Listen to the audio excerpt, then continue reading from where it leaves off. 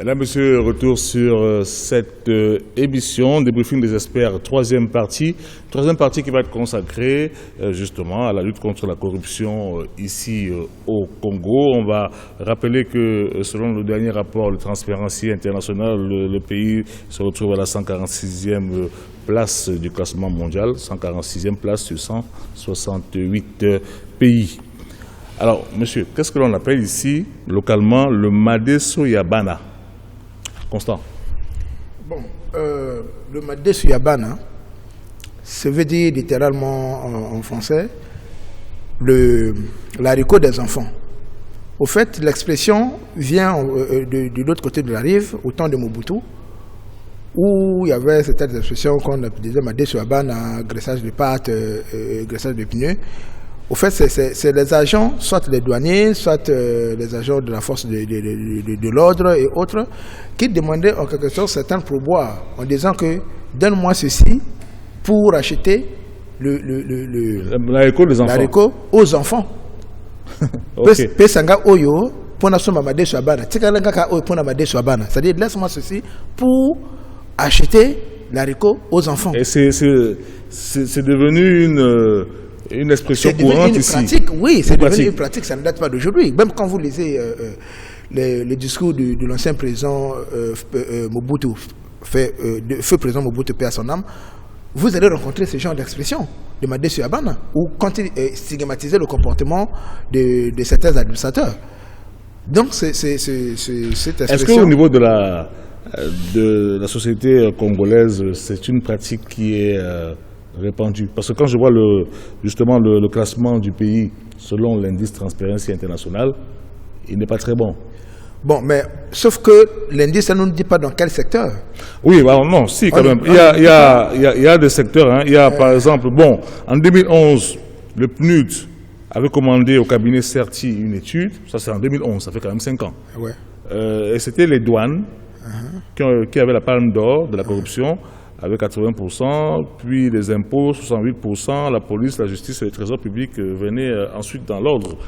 Donc ça c'est en 2011, hein, ça a pu évoluer. Ça a pu évoluer, oui, Alphonse. Oui, bon, ce qu'il faut reconnaître, c'est vrai que Madeso Yabana, on est passé de Madeso Yabana à la nguérisation, en passant par des expressions comme la bière, le droit de l'œil. Quand vous dites une guérisation, ça veut dire c'est aussi une expression locale? Oui, tout ça c'est pour désigner la corruption. C'est-à-dire si Madeso Yabana c'était pour donner des miettes à quelqu'un, parce que ça pouvait être 500 francs, 1000 francs qu'on donne à un agent de police, on est passé à la nguérisation qui représente quand même des corruptions évaluées souvent à des millions de francs CFA, parce qu'un nguéri, c'est généralement dans le monde politique qu'on parle d'un nguéri. C'est-à-dire. Il faut dire que ce soit des corruptions VIP. Voilà, corruption VIP, s'il faut le dire ainsi. Donc c'est mieux d'être guérisé que de recevoir le Madeso Yabana. Voilà. Exactement. Bon, la bière, comme le Madeso Yabana, c'est la corruption de basse échelle. Locale, voilà, c'est ça. Résiduelle, puisque quand on dit donne-moi la bière, en fait, bon, la bière c'est 1000 francs, mais ça peut être 5000, 10 000. Et puis, on est passé à l'expression droit de l'œil.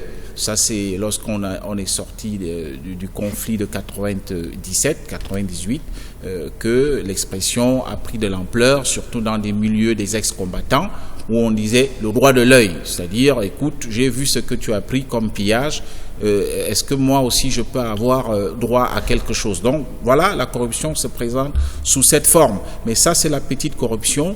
Et c'est vrai que quand vous regardez l'indice de Transparency International, c'est vrai, c'est identifié des secteurs qui sont beaucoup plus exposés à la corruption, où la corruption s'y pratique de manière tout à fait éhontée. Vous avez les douanes, le corps auquel appartient le président, le candidat Anguios. Enfin, il est ancien douanier. Vous avez les impôts, vous avez la justice, vous avez la police. Voilà, tout ça se passe. Ce n'est pas un problème qui est spécifique au Congo. Hein. C'est pas spécifique au Congo, c'est quasiment dans tous les pays africains. On retrouve les mêmes corps, les mêmes secteurs. Concernés, ouais. Le Congo occupe la 146e place. Sur 168. Ça veut dire que chaque pays est concerné. Ouais. Donc, on s'appesantit sur le Congo parce que c'est du Congo dont il est question ici. Voilà. Donc, si j'avais demandé les secteurs c'était pour comprendre. Et vous allez voir que tous les secteurs cités ici ont des rapports pointus avec l'argent. On tient des rapports très intimes avec l'argent. Et vous allez voir, et c'est là où toute la difficulté qu'aura le candidat Ngangia, qui s'appuie sur les régies financières là, pour mettre en place, mettre sur pied son programme de société. En réalité, la corruption aujourd'hui, il faut l'analyser comme un phénomène, comme un phénomène social. Il faut aborder la corruption dans ce sens-là. Parce qu'en réalité, quand vous voyez la plupart des agents qui sont dans la douane, parce que même au niveau de la douane, elle est à divers niveaux. Le petit douanier qui vient d'être recruté va pratiquer sa corruption à son niveau. Le chef qui est de l'autre côté là-bas aussi va pratiquer à son niveau. Mais en réalité, il y a un autre aspect, c'est-à-dire le revenu des gens ne leur permettent pas de joindre le bout du mois. Ça, c'est une réalité. Et à partir de ce moment-là, les gens vont chercher d'autres mécanismes parallèles pour combler ce qui manque, le déficit qui est là. Maintenant, bon, chez les chefs également, parce que si vous n'arrivez pas à vous organiser avec 100 000, c'est-à-dire quand vous êtes peut-être sergent pour le policier, vous n'arrivez pas à vous organiser. Quand vous serez colonel, vous aurez besoin de colonel. Et vous allez toujours pratiquer cette corruption-là parce que vous allez chercher à combler un vide qui est quelque part. Maintenant, il n'y a pas de gros mots sans de gros remèdes. Peut-être qu'il faut penser comment régler ce problème de corruption. Alors il y a un sociologue qui estime que les deux raisons qui seraient la cause de l'inefficacité de la lutte contre la corruption, ce serait dans le manque de volonté politique et le dysfonctionnement de l'appareil judiciaire. Ça arrive, mais l'appareil judiciaire elle-même est éclaboussée dans la corruption. Donc à partir de ce moment, cette raison ne tient plus, puisque l'appareil judiciaire elle-même est éclaboussé. Au fait, d'où le dysfonctionnement dont on parle, c'est-à-dire qu'en fait, il ne marche pas bien l'appareil judiciaire, donc ça a un impact sur la corruption. En réalité, la première raison qu'il donne, c'est quoi? La première raison, c'est le manque de volonté politique. C'est-à-dire qu'il n'y a pas une véritable volonté politique de vouloir changer les choses. Oui, mais attention. Vous avez l'impression que c'est le cas? Monsieur Gongan, la politique, vous savez, la science politique, c'est un monstre froid. Moi, je ne veux pas juste continuer à analyser les questions de la corruption sur l'angle éminemment juridictionnel. Vous allez comprendre que ça sera totalement biaisé. Mais, de l'autre côté, l'homme politique n'a pas intérêt à combattre totalement cette corruption-là. Surtout dans des systèmes politiques et gouvernants où l'accession aux fonctions sont dues non à la compétence, mais plutôt dans une logique de fidélité, de loyauté. À partir de ce moment-là, moi qui suis par exemple un baron local, je suis par exemple de Gombouma ou de Lombo, bon, j'ai un certain nombre de personnalités et des électeurs derrière moi, on me place dans cette situation. C'est pour, comme chez nous en Mboshi, on dit, quand la poule mange, quand il essaie de cabosser le truc, ça renvoie derrière.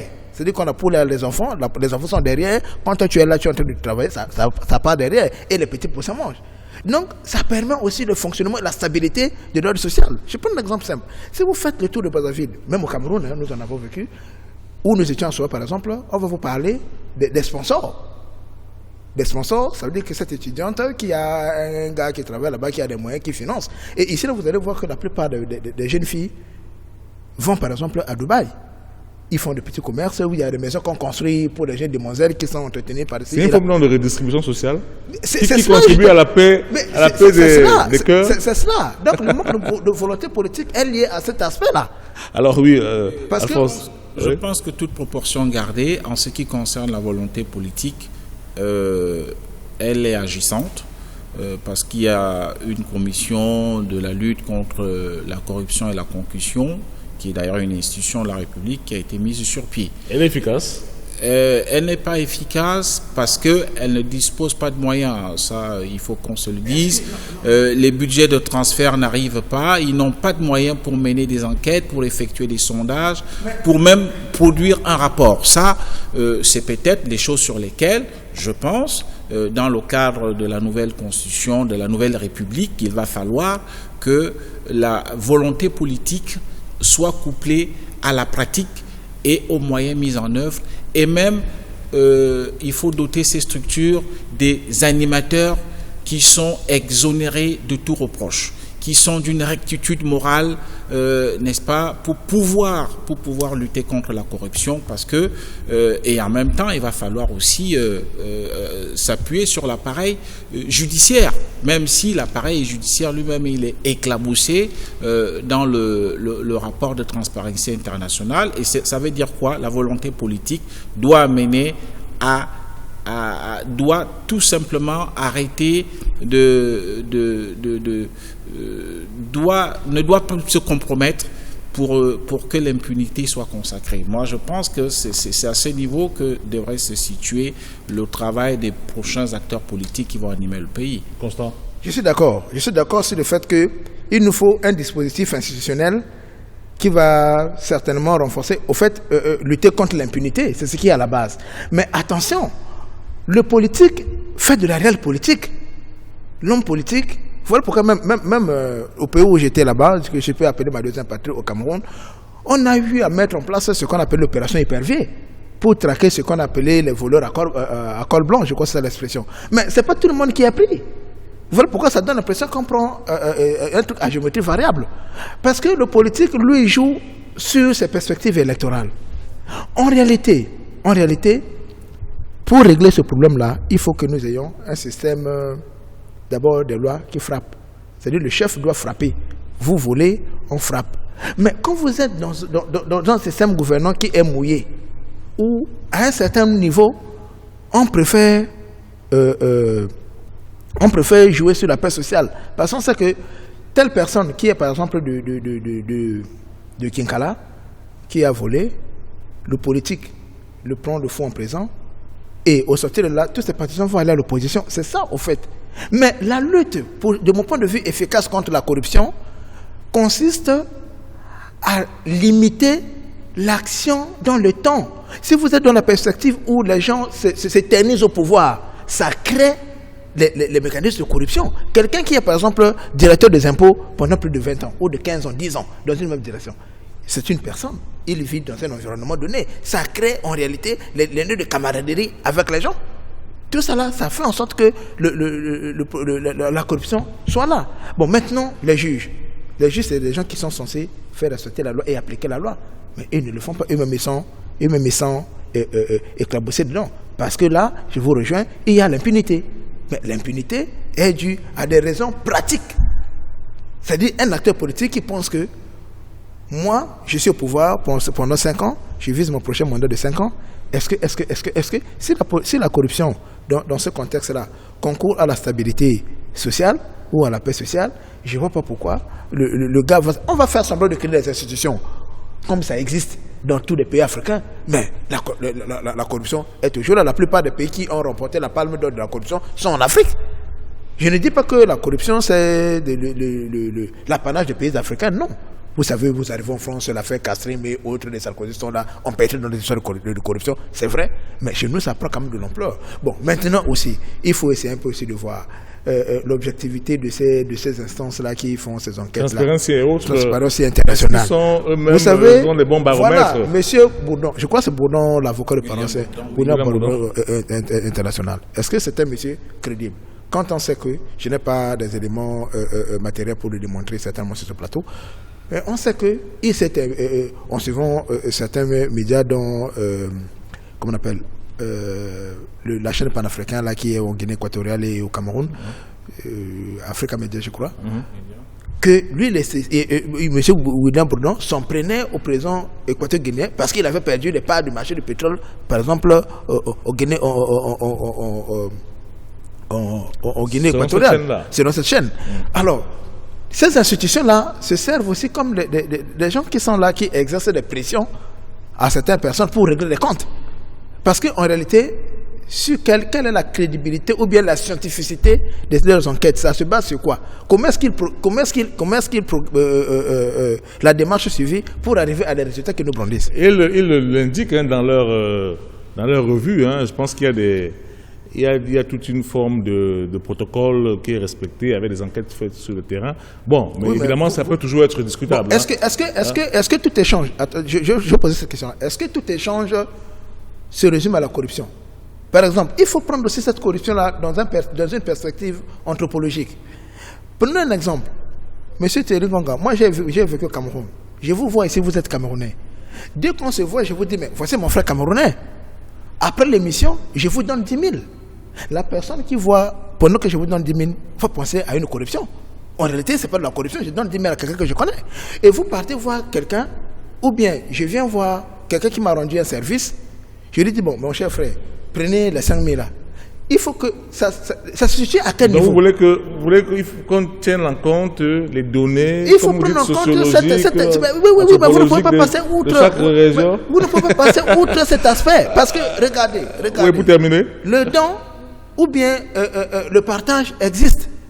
Ce n'est pas forcément parce qu'on corrompt quelqu'un pour un besoin immédiat. On peut donner pour perpétuer la relation. En dehors de tout calcul, Bah, on va permettre à Alphonse de conclure, hein, parce qu'il nous reste 30 secondes. Bon, c'est vrai, le phénomène de la corruption est mondial. Et on ne peut pas se cacher de reconnaître que chez nous au Congo, la corruption devient un fléau contre lequel il faut lutter. Et j'attends voir les différents candidats nous exposer là aussi dans leur projet de société, leur stratégie visant à réduire à une portion congrue, parce qu'on ne peut pas l'éradiquer, mais réduire à une portion congrue, n'est-ce pas, ce fléau, pour que, évidemment, dans le contexte de morosité économique que nous connaissons aujourd'hui, si on lutte davantage contre la corruption, je suis sûr qu'on va sécuriser certaines recettes publiques, on va sécuriser les bénies recettes qui rentrent dans certaines administrations financières, dans des petites administrations, et cela peut éventuellement permettre au Congo de se développer. Merci beaucoup. Je rappelle que c'est le thème de demain, justice, lutte contre la corruption, qui va être abordé par Babylas Botton et les représentants des candidats sur le plateau. C'est donc la fin de cette émission des briefings des experts. On va remercier donc Constant Ebara PA, politologue, merci d'être venu, et bien sûr Alphonse Ndongo, journaliste. On va se retrouver pour une prochaine édition et bien sûr rester fidèle au programme de Africa 24.